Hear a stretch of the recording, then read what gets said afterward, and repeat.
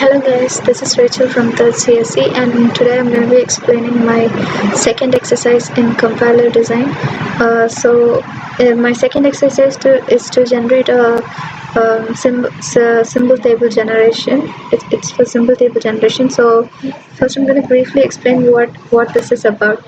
So when we generate a symbol table, it basically tokenizes all the elements in a string, and it's gonna display it in a table where one side we'll have the value for the data, where we'll have the data type, and the next we'll be having the values, like first is the data type and next is the variable, and third we'll be having the values for that particular variable. So basically it tokenizes all the string elements, and then it just displays it according to its data type and enter its value.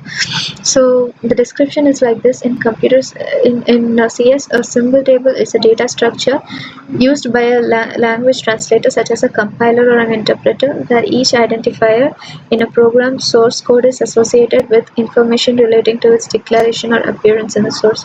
So here I'll explain the code.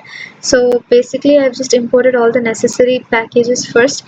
It includes buffer reader, file reader, and string tokenizer, and then I've just assigned a few strings, and I've just assigned the value as null for them, and then here my text file is going to be hello.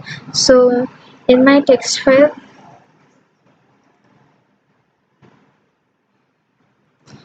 in my text file, this is a simple code that I have. So I have an integer a and b are the variables here, then we have a float value, then we have a long value.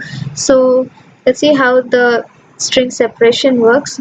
So here first I'm inputting the file into the file reader, and that I've created an object called fl, and inside the buffer reader I passed the object fl, and here the output is in such a way that first I get the data type, then the variable, and then the current value.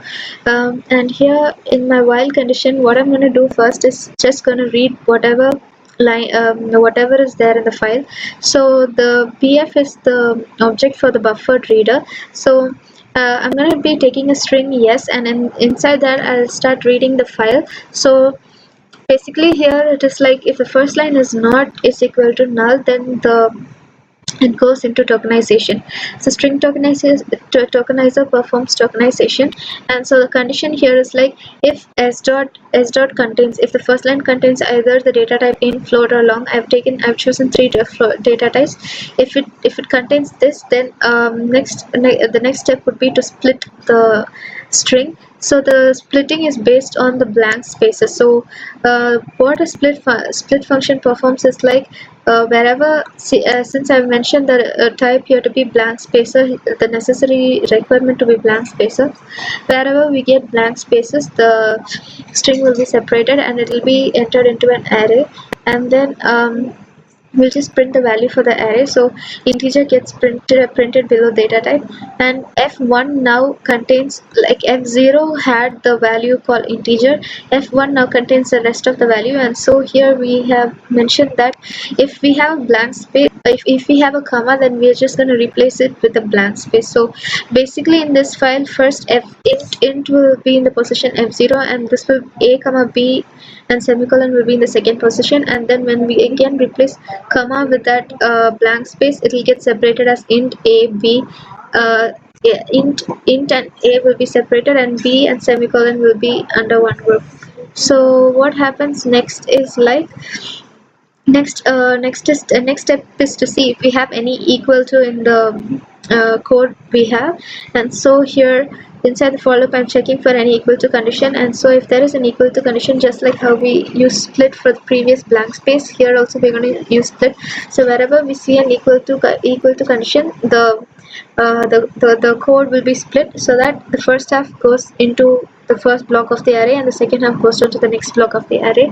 So similarly here, when we get to the semicolon, we will be replacing it with a blank space. So here in the code, if this line is read, first the integer will be separated, and here when the compiler sees an equal to symbol, it just replaces it with a blank space, and C goes separately and 10 and semicolon goes separately. And Finally we have replaced the semicolon with a blank space. So if we do not have equal to, then it directly prints the semicolon, directly prints the value by replacing the semicolon with a blank space. So I've done all this in a try block, so I have a respective catch block. So let's just run this file.